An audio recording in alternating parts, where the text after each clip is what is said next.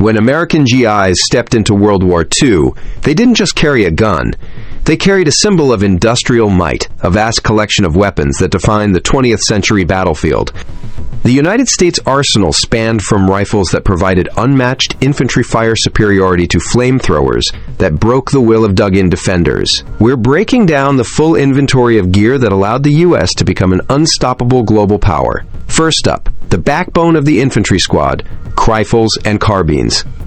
The M1 Garand. General Patton famously hailed it as the finest battle machine ever designed. This .3006 caliber, gas-operated, semi-automatic rifle gave American foot soldiers a crucial edge in firepower, letting them unleash 8 rounds incredibly quickly. No need to manipulate a bolt between shots. But the Garand wasn't the most produced weapon. The M1 carbine was designed for personnel like drivers and artillery crews who needed something more potent than a sidearm, yet lighter than the main battle rifle. It was compact, easy to handle, and fired a smaller .30 caliber round. Ultimately, its simple, effective design meant that more carbines rolled off production lines than the Garands themselves. Then there was the M1A1 paratrooper carbine, a version crafted specifically for airborne troops.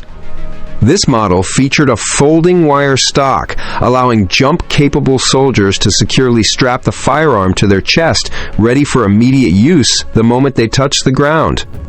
The M1903A3 Springfield, a classic rifle dating back to the Great War, was still common during the early phases of World War II. Although its bolt-action mechanism made it slower to fire than the Garand, it was renowned for its precision and dependable nature, eventually being repurposed mainly for launching rifle grenades. The M1903A4 Springfield Sniper was created by simply mounting a telescopic sight on the standard Springfield and removing the traditional iron sights. This system provided much-needed long-range accuracy to the chaotic, close-in fights across both the European and Pacific theaters. The M1917 Enfield is frequently overlooked in the story of American rifles. This solid bolt-action rifle was actually issued to more doughboys in World War I than the Springfield. In the next world conflict, it was largely relegated to training duty, serving as a reliable weapon for rear area security, and was heavily shipped to Allied nations. The M1941 Johnson rifle stands out as an unusual competitor to the M1 Garand. It used a distinctive rotary magazine that permitted a user to reload the gun using stripper clips even when the bolt was closed. While its usage was limited, it saw enthusiastic deployment by the Marine Corps during the early island hopping campaigns in the Pacific. Did any of these famous rifles have a short-range automatic counterpart? Absolutely. Next, submachine guns. The Thompson M1A1 was the simplified wartime machine. To drastically ramp up manufacturing, details like the distinctive cooling fins and the top charging handle were eliminated. Firing the substantial .45 ACP pistol round, it was brutally effective in tight spaces, though quite heavy for a soldier to lug around. The Thompson M1928A1 was the original Tommy gun, the beautifully machined, expensive weapon the U.S. started the war with. It was instantly recognizable by its barrel compensator and the charging handle mounted on the top of the receiver, before wartime cost-cutting took over. The M3 grease gun. It was visually unappealing, inexpensive, and fabricated primarily from stamped steel, giving it the appearance of a basic mechanics tool, hence the famous nickname. It had a lower rate of fire than the Thompson, making it far more manageable, and it cost only a tiny fraction of the price to produce. The M50 Rising was an interim submachine gun employed by the Marines. Despite being reasonably accurate, it gained a bad reputation for frequent failures in the muddy and dusty conditions of the Pacific Islands, often requiring soldiers to manually force the action closed. This leads us to the classic sidearms that served every soldier. Sturm, Stoss pistols, and revolvers. The M1911A1 is the legendary sidearm. This robust semi-automatic pistol fired a heavy .45 caliber bullet, known for its incredible stopping power. It was dependable and utterly rugged, serving as the U.S. standard issue pistol for over 7 decades. The M1911, reliable for over 70 years. The S&W Victory model was a standard .38 special revolver produced in massive quantities. While it lacked the punch of the 1911, it was essential for arming air crews, naval personnel, and security details across the home front. The Colt M 1917 revolver was a large-frame revolver, revived from World War I service. It could fire the same rimless .45 ammunition as the M 1911, but only with the use of half-moon clips, providing a powerful, high-impact backup option. The high-standard HDM silenced was a nearly silent weapon for the secretive OSS. This .22 caliber pistol incorporated a built-in sound suppressor.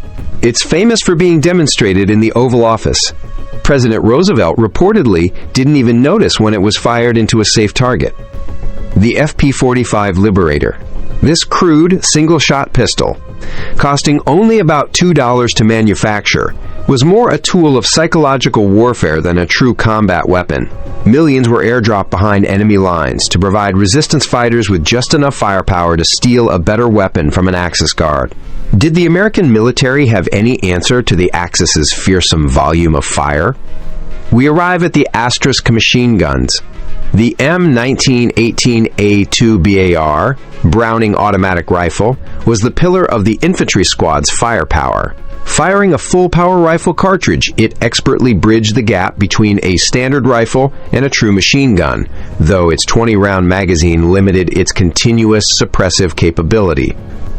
The M1919A4 Browning was the standard medium machine gun, cooled by air. When mounted on its tripod, it offered dependable, sustained base of fire support. It was lighter than its water-cooled counterparts, but still needed a dedicated team to operate efficiently.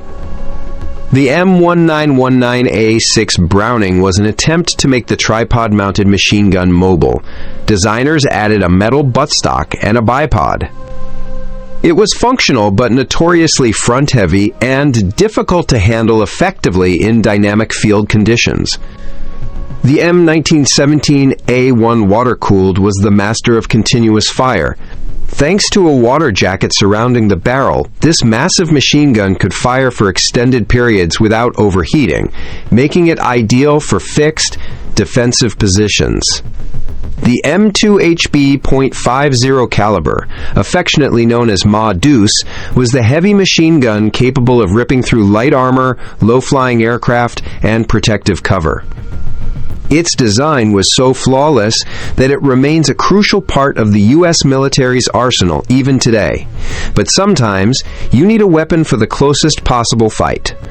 Shotguns. The Winchester Model 1897 trench gun, with its exposed hammer and ability to slam fire, firing a shell instantly as the pump was cycled, was a devastating close-quarters weapon. It gained a fearsome reputation in the trenches of the previous war, and was reborn in this one. The Winchester Model 12 was the sleek, hammerless evolution of the classic trench gun. Known for its ruggedness and reliability, it saw heavy use in the Pacific Theater, where shotguns were highly valued for the brutal conditions of jungle combat. The Ithaca 37 was a favorite because of its bottom ejection port, a design that prevented dirt from fouling the action. This feature made it essentially ambidextrous and exceptionally reliable in harsh combat environments. The Stevens 520 easily identified by its distinctive humpback receiver. This sturdy, reliable shotgun was often issued for base security and guard duties, though it certainly saw its share of action on the front lines too. What was the answer to the rising threat of German armor? The M1A1 Bazooka was a revolutionary weapon, a portable rocket launcher that finally gave infantry soldiers a real chance against enemy tanks. It launched a shaped charge that could punch through armor, though the dangerous backblast required everyone to stand well clear behind the weapon. The M18 recoilless rifle, introduced late in the conflict, was essentially a handheld artillery piece. This 57mm weapon eliminated recoil by venting propellant gases out the back, allowing a single soldier to shoulder fire an explosive shell at bunkers and armored vehicles. The M537mm anti-tank gun was, by World War II standards, mostly obsolete against the latest German armor, earning it the ironic nickname Pop Gun. However, it remained useful in the Pacific for destroying Japanese bunkers with canister shot. The M7 rifle grenade launcher was a simple muzzle attachment for the M1 Garand that turned the average infantryman into a light artillery unit. It used a blank cartridge to launch a grenade significantly farther than a person could ever throw it. Now, Infantry, explosives, and demolitions. The Mk2 pineapple grenade is the iconic fragmentation grenade. Its grooved cast iron body was designed both to help with grip and to maximize lethal shrapnel.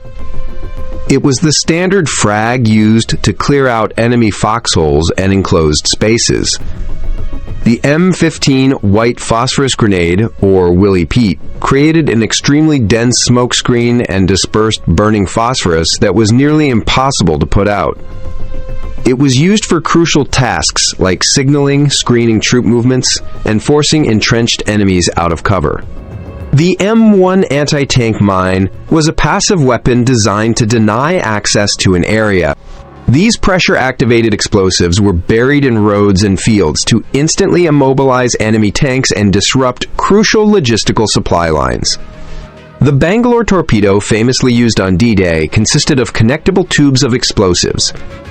These were pushed under barbed wire and other obstacles, and when detonated, instantly cleared a safe path for advancing infantry. The TNT satchel charge was a simple canvas bag packed with TNT blocks and a blasting fuse. This was the ultimate anti-fortification device, tossed into pillboxes and bunkers to destroy the structure from the inside out. What weapon was a Marine's best friend in the jungle? Knives and bayonets. As the traditional bayonet became less necessary, the M3 combat knife was issued. It was a dedicated fighting knife with a dagger-style blade, designed purely for utility tasks and brutal close-quarters combat. The USMC Mark II Kabar, perhaps the most recognizable fighting knife in military history. It was rugged enough to pry open wooden crates, yet sharp enough for combat. The Kabar became an essential, beloved symbol of the U.S. Marines. The Kabar was an essential, beloved symbol. The M1 Garand bayonet. Initially a long 16-inch sword, it was later shortened to 10 inches for practicality. Mounted onto the rifle, it remained a potent physical and psychological weapon for the final push.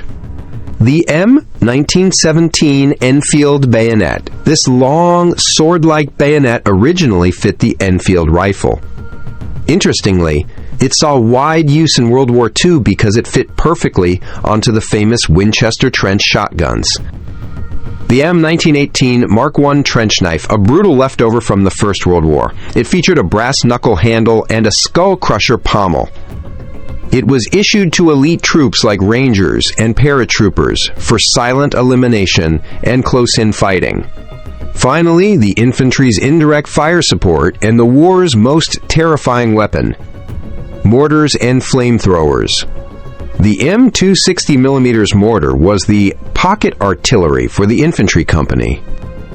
Small and light enough to be carried, it allowed units to drop high explosive shells onto enemies hidden behind hills or inside trenches.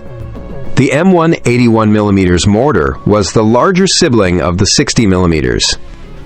It boasted significantly greater explosive power and range, capable of effectively disrupting enemy attacks before they could even reach American defensive lines. The M2 Flamethrower, arguably the most feared weapon in the Pacific.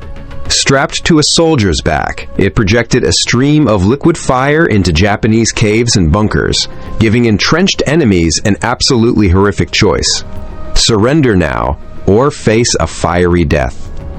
These weapons formed the complete arsenal of American might, defining an era of conflict and securing victory. Which of these pieces of military history most surprised you? Let us know in the comments below.